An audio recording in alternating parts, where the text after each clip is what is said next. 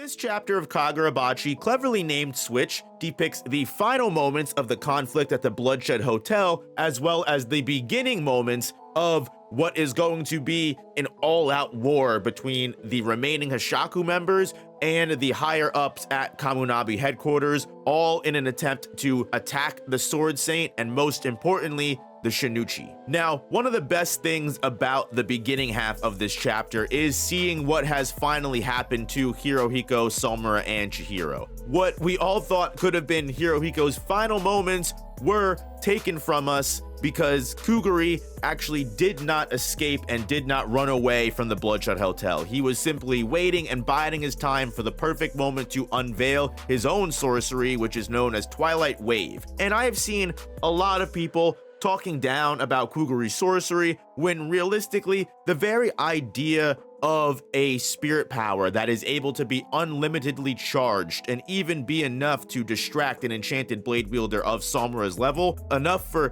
Hirohiko, Todo, and Kuguri to all escape and get out of his eyesight, especially now, considering that the owl is completely gone and they can actually run away. I have to give props to Kuguri where Kuguri is due, because not only is it possible he didn't use all of the 7 months of Twilight Wave that has been stored up, we've got to give my man props that it was still enough to catch Sombra off guard completely and put him in a fight against someone that he definitely had no business going up against, because Kuguri even admits later as much that Sombra does not give him inspiration for a big sword fight simply because he knows Sombra is a demonic warrior on the battlefield and he does not want to mess with that. Hey guys, real quick, if you want to support the channel, make sure you go down to gamersubs.gg/noop and get 10% off your nootropics and energy supplement fix, and we'll get back to the video. Peace. Even Chihiro, after this short encounter and seeing what Sombra is capable of, is in disbelief of how powerful Sombra is, even to the point that he believes that Sombra's abilities have evolved since the Seitei War 18 years ago, which is completely possible.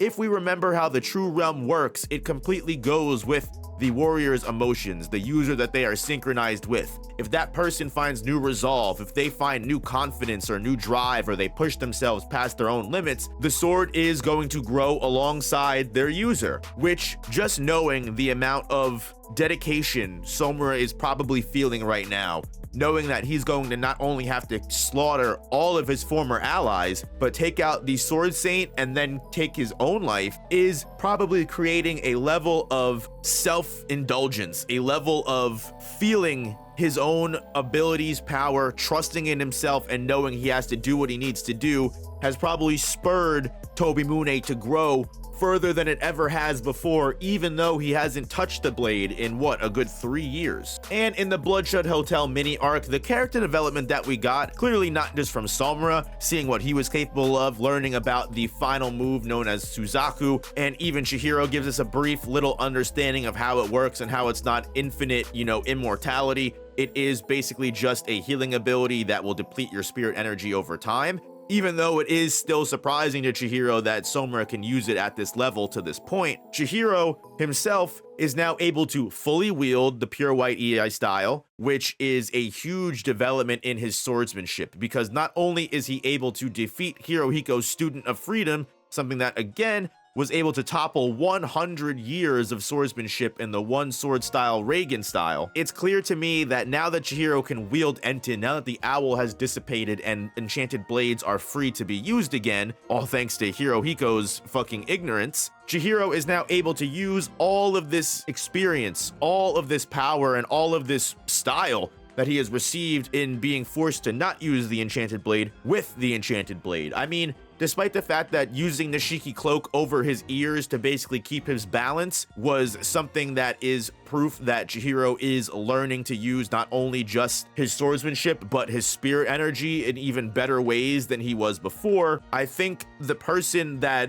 got the most development and simultaneously had it all ripped away from them was Hirohiko, who we literally watch cry, piss, and shit himself over that Chihiro didn't even give Hirohiko the time of day. Hirohiko is crying not because he lost to Sombra, not because he got his arm ripped off, or because he lost Kumayori, but because Chihiro looked at him with just no concern, no care. You are not my rival. I am not bothered by you whatsoever. You are not even on my level. And that level of disrespect, remember, the opposite of love is not hate. The opposite of love is indifference. Hirohiko even goes as far as to say that he doesn't even hate me. Chihiro doesn't fucking care about him at all, which is what is making him say, kill me now, I have no reason to live. This is a make or break for Hirohiko's character. He has been reduced to an emotional wreck and has been not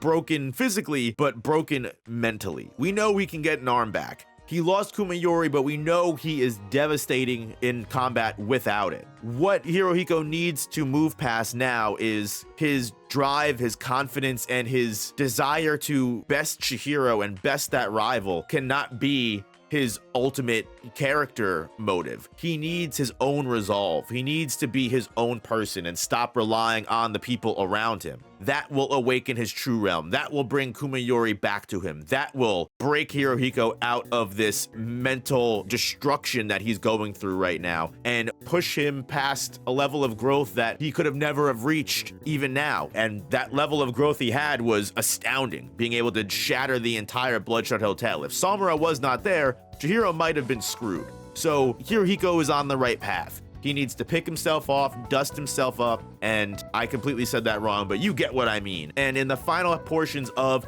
the Bloodshot Hotel arc, obviously Chihiro and Sombra do get another chance to converse. Now Chihiro is much more calm. He's much more willing to actually have an actual discussion with Sombra. Before, when Chihiro was finding out Sombra was the traitor, he was an emotional wreck. He was almost in the exact same state that Hirohiko was. Remember how far Chihiro has come since that day. So now, in this moment, having Sombra in front of him, where he has his wits about him, they can discuss Iori and how she needs her father more than ever. And Chihiro didn't pick up the enchanted blade to fight against Shinichi or fight the Hoshaku or for revenge. Chihiro says that he picked up Enten once again because he needed to face Sombra himself and tell him why he is wrong for discarding Iori. And that is an interaction that I am super duper excited to see, because while Sombra is clearly the stronger warrior and says he's more than willing to kill Chihiro again if that's what he asks for, I think this interaction between these two characters might go way differently than we think.